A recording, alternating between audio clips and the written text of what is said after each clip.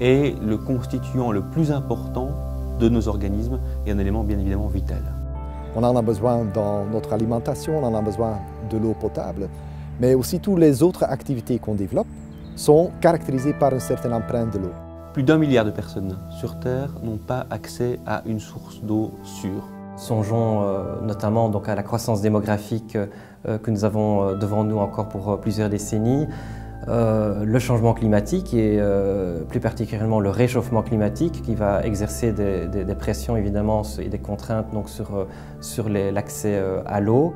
Un décès sur 16 de par le monde est lié à une infection, liée à de l'eau souillée. L'eau est soumise à plein de problèmes, plein de pressions. Donc, dans certains pays, on manque de l'eau. Dans notre pays, il y a souvent un problème de pollution de l'eau. Et donc, pour pouvoir faire face à tout ce problème, il faut rassembler plein des acteurs.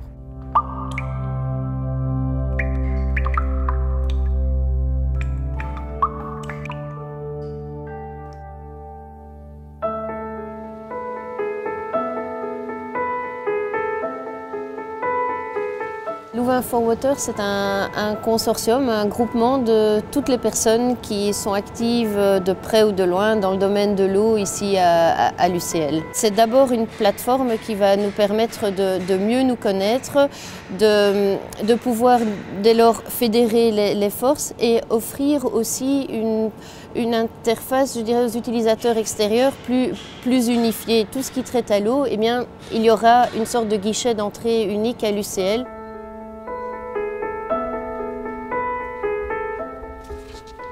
L'idée, c'est de fédérer donc, toutes ces forces vives de chercheurs venant d'horizons aussi différents que dans le cas de l'eau, de l'agronomie, de l'hydrologie, la climatologie, les sciences politiques, les études du développement, les sciences économiques, la socio-anthropologie et je pourrais encore en citer bien d'autres.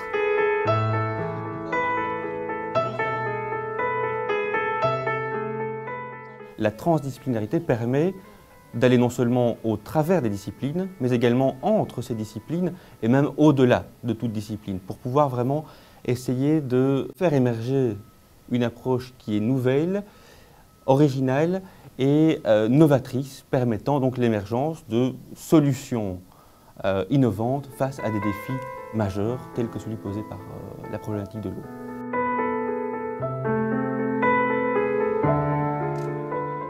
Les paradigmes de la gestion de l'eau sont ce qu'on appelle des gestions intégrées. Qu'est-ce que ça veut dire? Ça veut dire qu'on ne peut pas regarder la problématique d'une façon purement disciplinaire. On doit tenir compte de l'ensemble des contraintes et on doit tenir compte de la diversité de l'eau dans son hydrosystème. Il faut donc effectivement aussi intégrer les différents experts des différents domaines de recherche, donc des sciences de la technologie, mais aussi des sciences humaines et des sciences de la santé. Si on se place d'un point de vue sciences et technologies, on peut imaginer suivre uniquement l'écoulement de manière assez technique, assez physique, finalement un peu ce qu'on fait ici au laboratoire. Mais cette eau, en réalité, elle va s'écouler dans des rivières, elle va transporter des sédiments, elle peut transporter des polluants, elle peut transporter des bactéries qui amènent des maladies. Et là, tout de suite, on commence à toucher, à se rapprocher du domaine de la santé.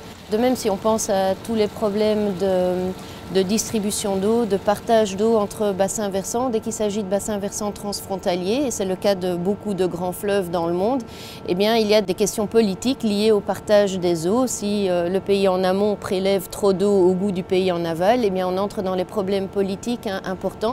Il s'agit donc de relever ces grands défis sociétaux liés donc à l'eau, dans un contexte aussi d'évolution du financement de la recherche, et où les exigences sont toujours plus importantes, notamment en termes de masse critique de chercheurs dans des projets de grande envergure et de masse critique diversifiée en termes de chercheurs, donc de chercheurs venant de tous horizons. Louvain-for-Water, de par le regroupement des diverses compétences, va nous permettre peut-être aussi de mieux répondre à la demande de pays du Sud en termes de formation ou de progrès technologiques, organisationnels à faire autour des questions de l'eau. Les Louvain-for sont des initiatives qui souhaitent faire face aux grands enjeux de la société. C'est l'énergie, c'est l'alimentation, c'est le vieillissement, ce sont les réflexions par rapport aux créations des nouvelles villes et également l'eau. Mais on ne peut pas parler de Louvain-for-Water sans parler de Louvain-for-Energy ou de Louvain-for Nutrition. Ils sont extrêmement bien liés entre eux Et le Louvain-Fort peut justement jouer le rôle catalysateur de développer la plateforme qui permet de mettre ensemble les acteurs, les différents experts pour faire face à ces grands enjeux de demain.